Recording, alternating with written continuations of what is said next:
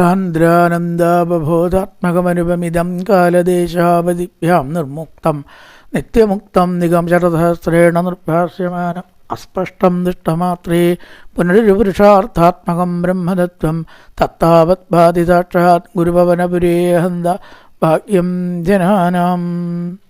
നമസ്കാരം. സനാതന ധർമ്മസംഹിതകൾ പങ്കുവയ്ക്കാനായുള്ള ചാനലായ നാദശ്രീയിലേക്ക് എല്ലാവർക്കും സ്വാഗതം. പ്രിയരെ, ചാനൽ സബ്സ്ക്രൈബ് ചെയ്യാനും ലൈക്ക് ചെയ്യാനും ഓർമ്മപ്പെടുത്തിക്കൊള്ളുന്നു.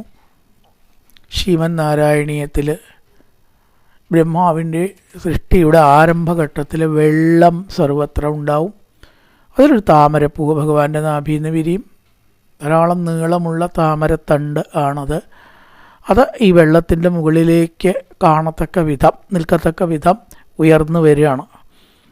ബഹിർ നിരീതം പരിതത്പുരദ്വിസ്വതാമഭിർ ദ്വാന്തമലന്യ ഗൃന്ഥത്. അവിടെയുള്ള ഇരുട്ടിനെ മുഴുവനെ മാറ്റി പ്രകാശം പരത്തിക്കൊണ്ട് ഈ താമരപ്പൂവ് വിടർന്നു. അങ്ങനെ അതിലെന്താ പിന്നുണ്ടായത്? താമരപ്പൂവിൽ ബ്രഹ്മാവ് സ പത്മജന്മാവിധിരാവിരാസീത്.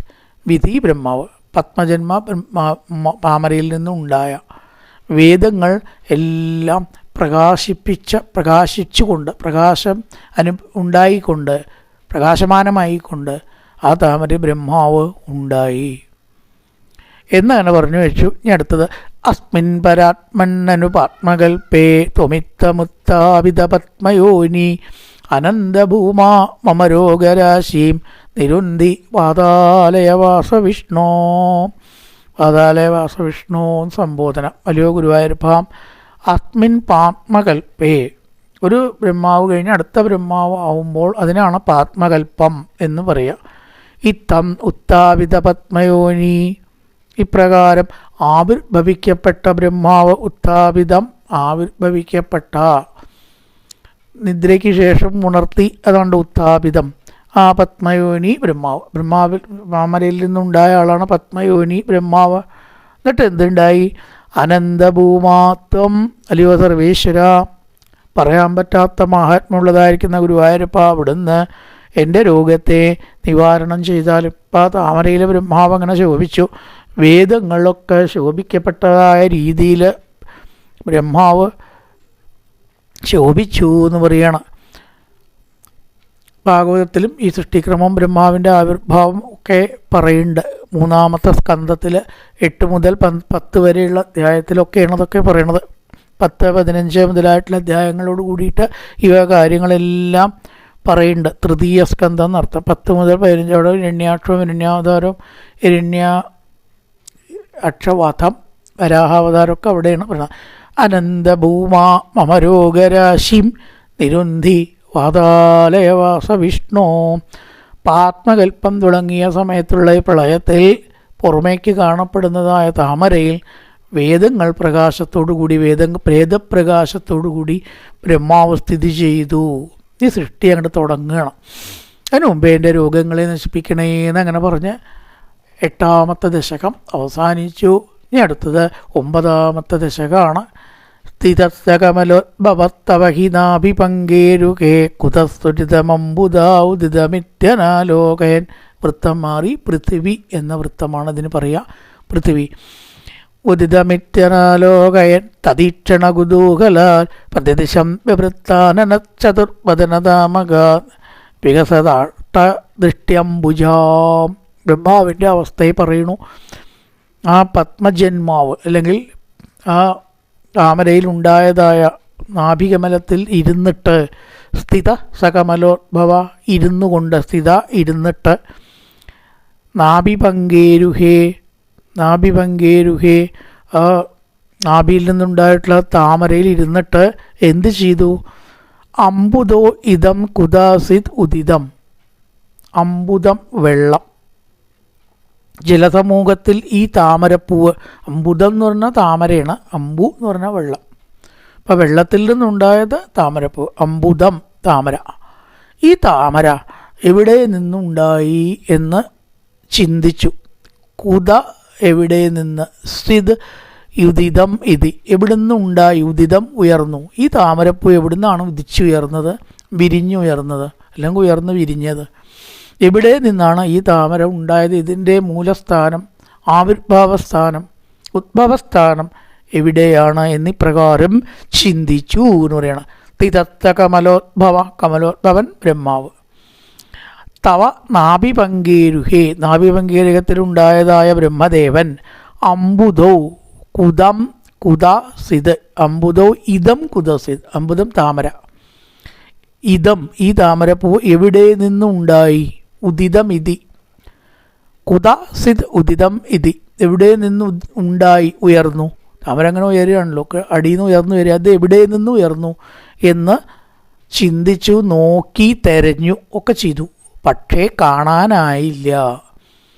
ഉൽപ്പത്തി സ്ഥാനം കാണാൻ സാധിക്കാതെ അനാലോകയൻ, ആലോകയൻ കാണാൻ സാധിച്ചു, അനാലോകയൻ കാണാൻ സാധിച്ചില്ല. വിപരീതം. ആലോകയൻ അനാലോകയൻ. ഇവിടെ എന്തുണ്ടായി? അനാലോകയൻ, കാണാൻ കഴിയാതെ, മനസ്സിലാവാതെ, എവിടെ നിന്നുണ്ടായി എന്ന് നിശ്ചയമില്ലാതെ, തിരഞ്ഞിട്ട് കണ്ടെത്താൻ കഴിയാതെ. പിന്നെ എന്ത് ചെയ്തു? തതീക്ഷണ കുതൂഹലാൽ, എന്നാൽ അതൊന്നും അറിഞ്ഞിട്ട് തന്നെ വേറെ കാര്യം. നമുക്ക് ചിലപ്പോൾ ഒരു വാശിയൊക്കെ ഉണ്ടാവും. ഈ ശബ്ദം ഇപ്പം എവിടുന്ന് അങ്ങനെ കേൾക്കണം, ഇത്ര നോക്കിയിട്ടും കാണാനില്ല, എന്നാൽ അത് അറിഞ്ഞിട്ട് തന്നെ വേറെ ആ ടോർച്ചിന് കൊണ്ടിട്ട് നോക്കണമല്ലോ. ചിലപ്പോൾ ഈ മണ്ണട്ടയൊക്കെ കരയണേണ്ടാവും, നമുക്ക് ആ ശബ്ദം എവിടുന്നാണ് വരണമെന്നറിയില്ല, ഇന്നത് കണ്ടുപിടിക്കണമല്ലോ, ഇത് എവിടെ ഉണ്ടായതെന്ന് നോക്കട്ടെ. എവിടെയെങ്കിലും ഇരിക്കാണ്ടപ്പോൾ അത് കരയാൻ പറ്റില്ലല്ലോ. എന്ന പോലെ തതീക്ഷണ കുതൂഹലാർ, എന്നാൽ അതൊന്നും അറിഞ്ഞിട്ട് തന്നെ വേറെ കാര്യം.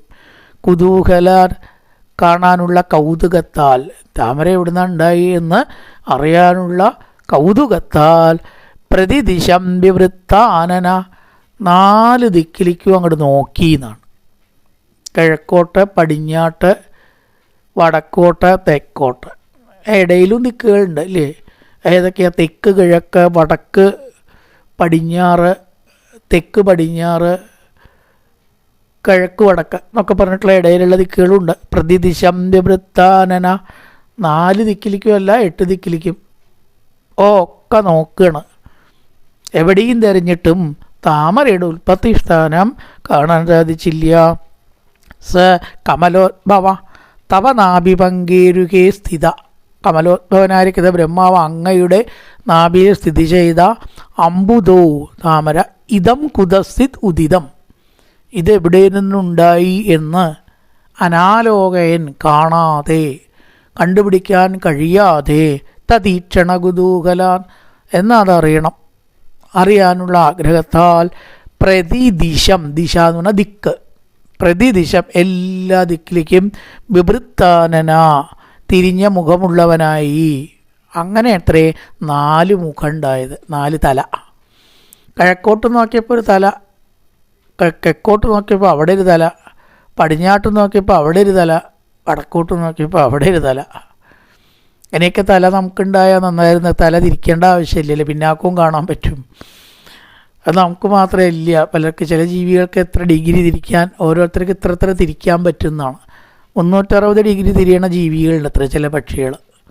ചിലക്ക് നമുക്ക് തിരിക്കാൻ പറ്റില്ല, 150 വരെ തിരിക്കാൻ പറ്റും. പിന്നെ നമ്മൾ തന്നെ തിരിയണം അല്ലേ? ബ്രഹ്മാവിന് വികസത അഷ്ടദൃഷ്ടിയംബുജം, 4 തലയിൽ തിരിച്ചേക്ക് തിരിഞ്ഞു നോക്കിയപ്പോൾ 4 തല ഉണ്ടായി.